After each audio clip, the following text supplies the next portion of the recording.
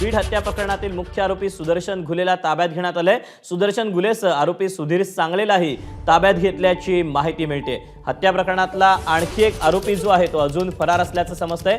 सुदर्शन घुले सुधीर सांगलेला पुण्यातून ताब्यात घेतल्याची आता माहिती मिळते। गेल्या अनेक दिवसांपासून या सगळ्या आरोपींच्या मागावर पोलीस होते, पथकं होती, सीआयडी देखील या सगळ्याचा तपास करत होता आणि या घडीची ही सगळ्यात महत्त्वाची आणि मोठी बातमी, बीड हत्या प्रकरणातील मुख्य आरोपी सुदर्शन घुलेला पुण्यातून ताब्यात घेण्यात आल्याचं समजतंय। सुदर्शन घुलेसह आरोपी सुधीर सांगलेलाही ताब्यात घेतल्याचं समजतंय। हत्या प्रकरणातला आणखी एक आरोपी आहे तो मात्र अजून फरार आहे।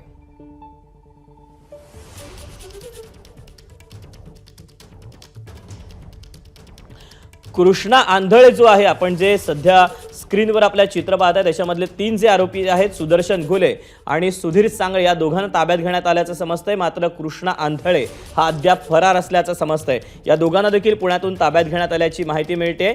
या सगळ्या पार्श्वभूमीवर आता यांना कोर्टात देखील आता पुढे हजर केलं जाईल। मात्र या सगळ्यांना कशा पद्धतीने पकडण्यात आलं, हे सगळे नेमके कुठे होते